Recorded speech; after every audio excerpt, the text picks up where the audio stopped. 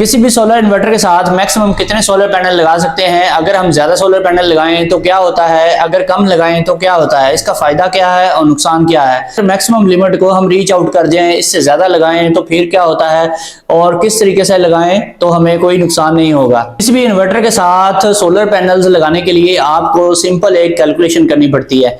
अगर आपने 3 किलोवाट के इन्वर्टर के साथ सोलर पैनल्स लगाने हैं और मैक्सिमम आप इसकी लिमिट चेक करना चाहते हैं तो उसके कई तरीके हैं। जो सिंपल एक तरीका है जो कि हर कोई यूज कर सकता है वो ये है कि आपको पता होना चाहिए कि इन्वर्टर की पीवी स्ट्रेंथ कितनी है, यानी कि वो कितने वाट का है, और हमारे जो सोलर पैनल्स हैं वो कितने वाट के हैं। उनके टोटल वाट जो हैं उनको प्लस कर लें और हमारा जो इन्वर्टर है उसके इक्वल लगा दें।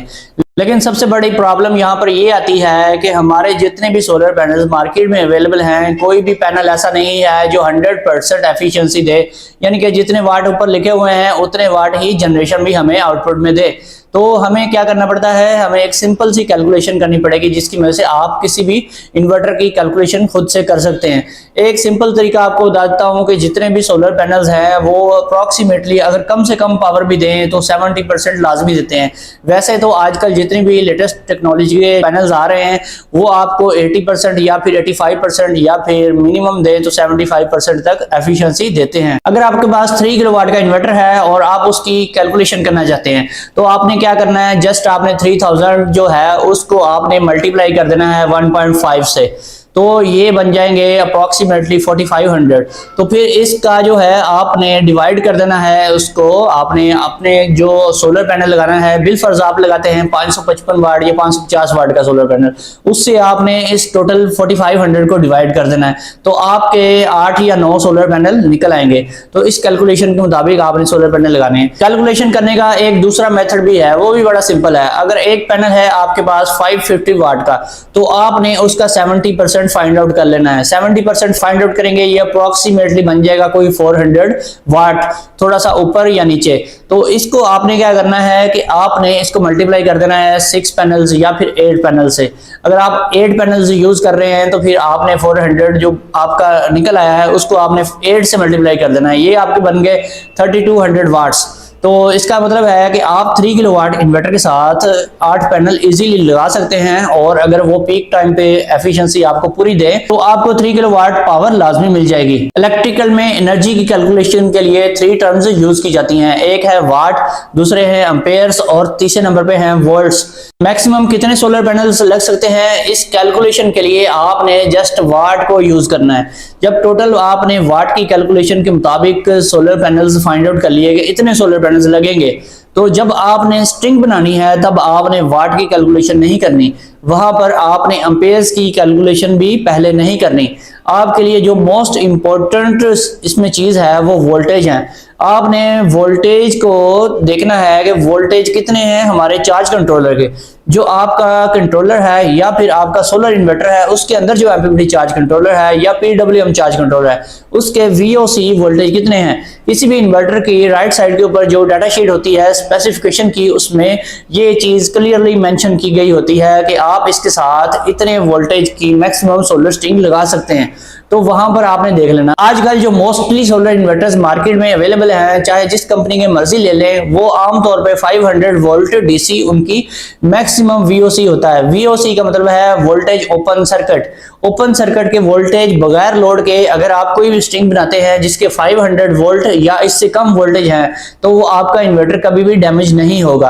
अब जो मार्केट में आजकल बड़े पैनल्स आ रहे हैं इसमें 545 वाट से लेकर 580 या 585 वाट के जितने भी पैनल हैं, इन सब पैनल्स के जो वोल्टेज हैं वो आमतौर पे 45 वोल्ट से लेकर 52 वोल्टेज तक होते हैं। तो आपने इस हिसाब से स्ट्रिंग बनानी है कि उसके वोल्टेज 500 वोल्टेज से नीचे रहें। तो अक्सर लोग जो हैं वो 10 पैनल्स की स्ट्रिंग बनाकर लगा देते हैं और इनका सिस्टम चल रहा होता है और बहुत अच्छे तरीके से चलता है और मैक्सिमम परफॉर्मेंस मिलती है 10 पैनल्स की स्ट्रिंग पे। उसकी मेन रीजन यही है कि जब आप हाई वोल्टेज की स्ट्रिंग लगाएंगे किसी भी इन्वर्टर के साथ, चाहे वो 3 किलोवाट का है या फिर वो 6 किलोवाट का है या 8 किलोवाट का, जितने भी हाई वोल्टेज की आप स्ट्रिंग लगाएंगे किसी भी इन्वर्टर के साथ वो आपको मैक्सिमम रिजल्ट देगी।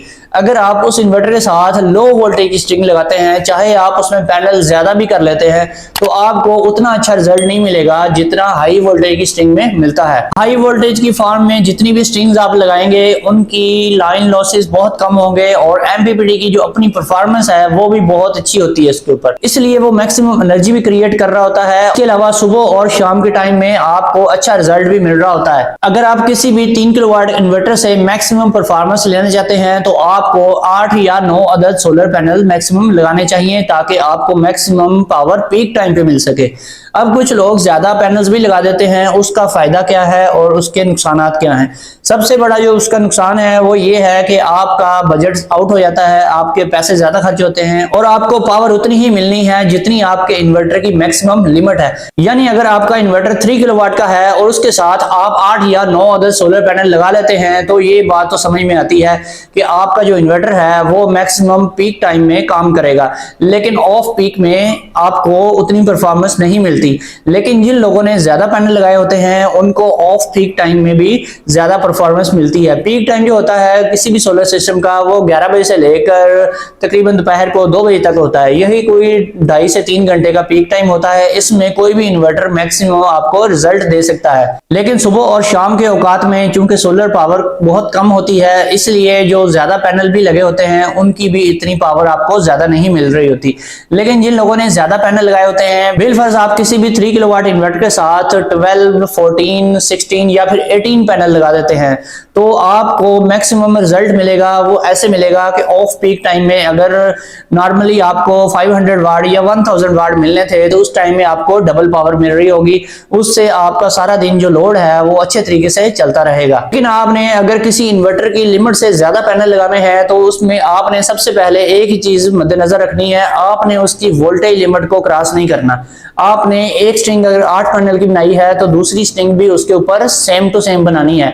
और अगर आप 5-5 पैनल्स की 2 स्ट्रिंग्स बना देते हैं तो उसका आपको कोई भी फायदा नहीं होने वाला। उसमें सबसे बड़ा आपका नुकसान ये है कि आपको उतनी ही परफॉर्मेंस मिलेगी जितनी आपकी 8 पैनल या 9 पैनल की एक स्ट्रिंग ने आपको देनी थी। आप कोशिश करें कि आप 3 किलोवाट या 6 किलोवाट के इन्वर्टर के साथ कभी भी 10 पैनल ना लगाएं। अगर आपने 10 पैनल लगाने हैं तो आप एक सिंगल स्ट्रिंग की सूरत में उनको नहीं लगा सकते। अगर सिंगल सोलर स्ट्रिंग की फॉर्म में उनको लगाएंगे तो एमपीपीटी वोल्टेज बहुत ज्यादा होंगे, 450 वोल्ट या इससे भी अबव हो जाएंगे। उसमें सबसे बड़ा जो नुकसान हो सकता है वो ये हो सकता है कि आपका इन्वर्टर किसी टाइम भी जल सकता है। बहुत सारे लोग यूज भी कर रहे हैं, 10 पैनल उन्होंने लगाए भी होते हैं, लेकिन उनका इन्वर्टर कभी ना कभी जल जरूर जाता है क्योंकि एवरी टाइम उसके ऊपर लोड रहता है और उनका जो कंट्रोलर होता है बहुत ज्यादा हीट डेसिपेट कर रहा होता है। तो इसलिए कोशिश करें 10 पैनल ना लगाएं। अब अगर 10 पैनल आप लगाएंगे तो 5-5 की 2 स्ट्रिंग्स आपको बनानी पड़ेंगी। तो इसमें सबसे बड़ी प्रॉब्लम ये आती है कि 5 पैनल की जो स्ट्रिंग बनाकर लोग लगाते हैं उनको इतना ज्यादा रिजल्ट नहीं मिल पाता। उसकी मेन रीजन ये है कि उनकी जो स्ट्रिंग होती है वो लो वोल्टेज की स्ट्रिंग होती है। उसके तकरीबन 200 प्लस वोल्टेज होते हैं एक स्ट्रिंग के और दूसरी स्ट्रिंग के भी इतने ही होंगे। जब दोनों स्ट्रिंग्स को पैरेलल में लगाएंगे तो वोल्टेज हमारे वही 200 प्लस समथिंग रहेंगे। तो इतने वोल्टेज पे काम करने वाला जो इन्वर्टर है उसकी परफॉर्मेंस 400 वोल्ट पे काम करने वाले इन्वर्टर से बहुत कम मिलेगी। इसलिए आप कोशिश करें कि 300 वोल्ट से लेकर 400 वोल्ट तक की जो रेंज है एक बेस्ट रेंज है, इसके अंदर आप कोई भी स्ट्रिंग बनाकर लगाएं। लो वोल्टेज की स्ट्रिंग जब हम लगाते हैं उसमें एम्पेयर तो बढ़ जाते हैं लेकिन वोल्टेज कम होते हैं। वोल्टेज कम होने का जो सबसे बड़ा नुकसान होता है वो सुबह के टाइम या फिर शाम के टाइम होता है। सुबह के टाइम आपका इन्वर्टर जल्दी स्टार्ट नहीं हो पाता क्योंकि उसके वोल्टेज थोड़े होते हैं, उसकी लिमिट जो है वो रीच नहीं होती। और शाम के टाइम भी वो जल्दी सोलर को छोड़ देता है और बैटरी को ड्रेन करना शुरू कर देता है या फिर जल्दी वापडा के ऊपर शिफ्ट हो जाता है। इसलिए जो आपने बड़ी स्ट्रिंग बनाई होगी 8 या 9 सोलर पैनल्स की, उसके वोल्टेज चूंकि हाई होंगे और वो जल्दी जो है सुबह के टाइम स्टार्ट भी हो जाएगा और शाम को भी मैक्सिमम टाइम तक चलता रहेगा। अगर हम किसी 3 किलोवाट इन्वर्टर के साथ उसकी मैक्सिमम लिमिट से भी ज्यादा सोलर पैनल लगा दें तो क्या होता है? इसमें ये चीज देखनी पड़ती है कि आपने कितने सोलर पैनल लगाए। बिलफर्ज आप 12 सोलर पैनल लगा देते हैं या फिर 14 लगाते हैं। अगर आप 12 सोलर पैनल लगाते हैं तो 6-6 की आपको 2 स्ट्रिंग्स बनानी पड़ेंगी और फिर भी आपको एक अच्छा रिजल्ट मिलेगा, लेकिन पीक टाइम में आपको अच्छा रिजल्ट नहीं मिलेगा। आपको उतने ही 3 किलोवाट ही मिलेंगे जितनी आपके इन्वर्टर की कैपेसिटी है। लेकिन इसका फायदा ये होगा सुबह और शाम के टाइम में आपका इन्वर्टर जो है अगर वो 1 किलोवाट जनरेट करता है तो आपको 2 किलोवाट सुबह और शाम के टाइम भी मिलेगी। इसके अलावा किसी दिन बादल होते हैं, सूरज सही नहीं निकलता या धुंध होती है, उस टाइम में अगर आपकी सिंगल स्ट्रिंग जो है वो आपको 1 किलोवाट दे रही थी या फिर 500 वाट दे रही थी, उसकी पावर भी आपको डबल मिलेगी। अगर एक स्ट्रिंग आपकी 500 वाट प्रोड्यूस करती है तो दो स्ट्रिंग जो है आपकी 1000 वाट प्रोड्यूस करेंगी और आपको सारा दिन ही सोलर एक अच्छी आउटपुट देता रहेगा। बहुत से दोस्त पूछते हैं कि ज्यादा सोलर पैनल लगाने से इन्वर्टर जल तो नहीं जाता? जी बिल्कुल नहीं जलता। अगर आपने स्ट्रिंग सही बनाई है, उसके वोल्टेज बहुत ज्यादा हाई नहीं है, VOC जो रेंज है ओपन सर्किट की उससे ज्यादा अगर आपने क्रॉस नहीं किया तो जितनी मर्जी उसके साथ स्ट्रिंग्स लगा दें, आपको कोई नुकसान नहीं होने वाला। आप इसके साथ 12 पैनल लगा सकते हैं, 14 लगा सकते हैं, 16 लगा सकते हैं, इसी तरह से 18 सोलर पैनल्स भी लगा सकते हैं। आप में से बहुत से दोस्त मुझसे पूछते हैं कि अगर एम्पीपीटी चार्ज कंट्रोलर के एम्पेयर्स कम लिखे हुए हैं तो फिर हम उसके साथ ज्यादा एम्पेयर्स अगर लगा दें, यानी कि अगर ज्यादा स्ट्रिंग्स लगा दें पैरेलल में, तो एम्पेयर्स तो बढ़ जाएंगे। कि आप एम्पेयर्स बढ़ने से हमारा इन्वर्टर जल सकता है? हरगिज नहीं जल सकता। अगर आपके पास ऐसा कंट्रोलर है, यानी कि ऐसा सोलर इन्वर्टर है जिसके कंट्रोलर के एम्पेयर वहां पर लिखे हुए हैं जी 16 या 18 एम्पेयर लिखे हुए हैं, और आपने उसके साथ दो स्ट्रिंग्स लगा दी। जैसा कि आपको पता है आजकल जितने भी सोलर पैनल्स बड़े साइज के आ रहे हैं 500 प्लस वाट के, उनके जितने भी एम्पेयर्स हैं वो आमतौर पे 13 एम्पेयर या फिर 14 एम्पेयर्स की रेंज में हैं। अगर बिल फर्ज आपके पास ऐसा इन्वर्टर मौजूद है जिसके एमपीपीटी एम्पेयर्स 18 एम्पेयर्स हैं, तो आप अगर उसके साथ डबल स्ट्रिंग लगाते हैं जिसमें 13 एम्पेयर के आप पैनल्स यूज करते हैं, तो डबल स्ट्रिंग लगाने से एम्पेयर्स प्लस हो जाएंगे, तो फिर 26 एम्पेयर बन जाएंगे। अब कुछ लोग क्वेश्चन मुझसे ये करते हैं 26 एम्पेयर्स की ये डबल स्ट्रिंग लगाने से क्या हमारा इन्वर्टर जल तो नहीं जाएगा?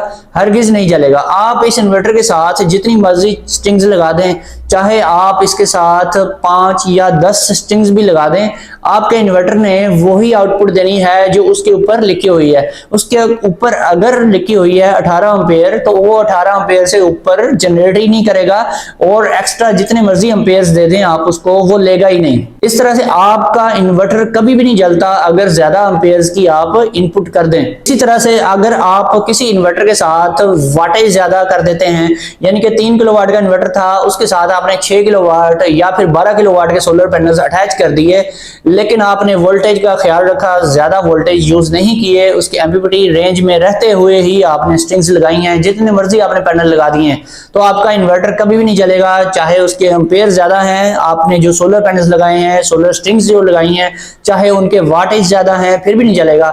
वो इन्वर्टर हमेशा जलता तभी है जब उसके वोल्टेज बहुत ज्यादा हो। इसी तरह से आप किसी भी सोलर इन्वर्टर के साथ जितनी मर्जी बैटरियां भी लगा सकते हैं। अगर आपके पास 3 किलोवाट का इन्वर्टर है तो वो 24 वोल्ट ऑपरेटेड है, उसके साथ अगर आप सीरीज में 2 बैटरियां अटैच करेंगे तो वो 24 वोल्ट बन जाते हैं। अगर आप इसके साथ 2 बैटरियां मजीद भी लगाना चाहते हैं तो आप 24 वोल्ट की एक और सीरीज बनाकर उसकी 2 स्ट्रिंग्स बन जाएंगी बैटरियों की, तो वो आप उसके ऊपर चला सकते हैं। इसी तरह से आप जितनी मर्जी बैटरियों की स्ट्रिंग बनाकर लगा सकते हैं। इवन के आप 10-12 बैटरियां भी इसी तरीके से लगा सकते हैं और आपके इन्वर्टर को कुछ भी नहीं होने वाला। आपका इन्वर्टर तभी खराब होता है जब उसको हाई वोल्टेज आप इनपुट में देते हैं या आप उसकी पोलैरिटी चेंज कर देते हैं, यानी कि अगर प्लस की जगह माइनस कर देंगे, माइनस की जगह प्लस कर देंगे, तो आपका इन्वर्टर 1 सेकंड में उड़ जाएगा। अगर आप अपने 3 किलोवाट इन्वर्टर को एक्सटेंड करना चाहते हैं, आपका लोड बहुत ज्यादा है और आपकी सोलर जनरेशन भी कम है और सोलर की आउटपुट भी कम है, तो आप अगर उसके साथ सोलर पैनल्स बढ़ा लेते हैं तो इसमें कोई हर्ज नहीं है। उसका आपको ये बेनिफिट जरूर हो सकता है। कल अगर आपने 6 किलोवाट इन्वर्टर पे जाना है तो आपको जस्ट एक इन्वर्टर परचेज करना पड़ेगा, वही सोलर पैनल्स आपके दूसरे नए इन्वर्टर के साथ लग जाएंगे। आपको जस्ट उसके कनेक्शन थोड़े बहुत चेंज करने की जरूरत पड़ेगी। इसके अलावा अगर आपने बैटरियां डबल करके लगाई हुई हैं, यानी कि आपने 3 किलोवाट के साथ 2-2 बैटरियां सीरीज में करके 4 बैटरियां अटैच की हुई हैं जो कि 24 वोल्ट ही प्रोवाइड करती हैं, तो उन बैटरियों को भी आपको जस्ट एक स्ट्रिंग बाद में बनानी पड़ेगी। उसको आप 48 वोल्ट की स्ट्रिंग बनाकर अपने 6 किलोवाट इन्वर्टर के साथ लगा सकते हैं। अपने सोलर सिस्टम की स्टेप बाय स्टेप अपग्रेडेशन जब आप करेंगे तो आपकी जेब पे भी भारी नहीं पड़ेगा।